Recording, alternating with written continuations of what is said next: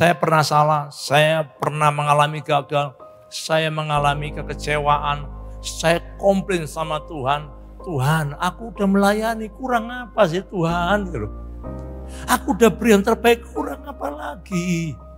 Saya udah melakukan apa yang lebih di atas rata-rata. Kenapa kau izinkan aku seperti ini? Dengar baik-baik. Setiap kali orang punya masalah, rata-rata yang utama diucapkan dari perkataannya selalu memperkatakan kebaikannya tanpa pernah menyadari kesalahannya.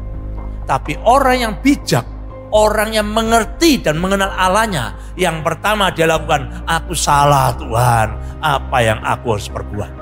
Lihat kata-kata Daud. Mazmur 119 ayat 71 berkata begini, bahwa aku tertindas itu baik bagiku. Supaya apa? Supaya aku belajar ketetapan-ketetapanmu. Berapa banyak orang mengalami masalah, nggak belajar-belajar. Tahun ini gagal kena masalah, ditolong Tuhan. Tahun depan gagal lagi. Tahun depan kena masalah, ditolong Tuhan. Tahun depannya gagal lagi. Kenapa kamu jatuh berulang-ulang? Karena nggak pernah belajar bakar masalahnya. Orang yang merasa dirinya benar tidak bisa mengkoreksi dirinya. Tidak pernah mau dikoreksi. Yang dia lakukan adalah mengoreksi orang sekitarnya. Mengoreksi orang yang berhasil. Iri sama orang yang berhasil. Dia lupa problemnya bukan di orang luar. Problemnya ada balok di dalam matamu. Waktu saya bergumul seperti ini Pak, saya komplain sama Tuhan. Tuhan kasih ayat ini. Tapi Tuhan gak berhenti sampai di ayat ini. Tuhan bukain sama saya artinya ayat ini. Ayat 67. Sebelum Lito tertindas, Lito menyimpang. Tetapi sekarang Lito berpegang kepada janji Tuhan itu kembali. Ternyata sebelum saya jatuh, saya menyimpang. Hanya oleh anugerah Tuhan. Kalau ada Anda ketemu orang, menyadari kesalahannya, menyadari mau mengkoreksi kebodohannya, dan tidak perlu mengulangi lagi kesalahan tersebut. Hanya di ayat ini. Sebelum aku tertindas, aku menyimpang. Berapa banyak kita hari ini yang tidak pernah mengakui kesalahan kita. Kita marah sama Tuhan. Tuhan kenapa dia dipulihkan? Aku udah lama ikut Tuhan gak dipulih-pulihkan. Tuhan kenapa dia dipakai Tuhan? Aku gak pernah dipakai Tuhan. Engkau matamu selalu melihat selumbar-selumbar. Balokmu kok gak bisa lihat. Setiap hari kau komplain.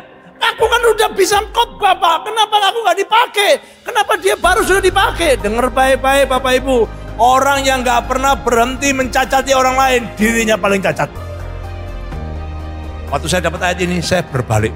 Saya gak pernah mau nyalakan orang lain lagi.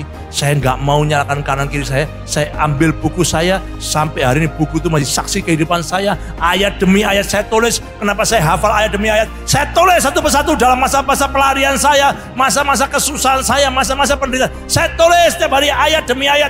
Gak pakai handphone, saya tulis semuanya. Nangkep di sini, sadarkan aku Tuhan, ingatkan aku bahwa apapun yang jadi, setiap ada kesalahan, yang pertama yang aku koreksi diriku sendiri. Engkau nggak bisa ngoreksi orang lain kalau kau dirimu sendiri nggak beres. Orang yang punya softtek merasa dirinya benar, selalu akar masalahnya apa? Tidak pernah beres dengan dirinya sendiri. Saya angkat tangan sama Tuhan, ampuni aku Tuhan, aku salah.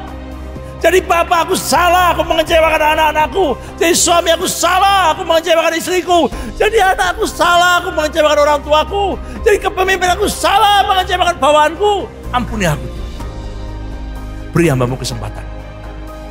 Tolong Tuhan, jangan kau tinggalkan aku. Lihat, orang yang sadar akan salahnya, hidupnya berbenah.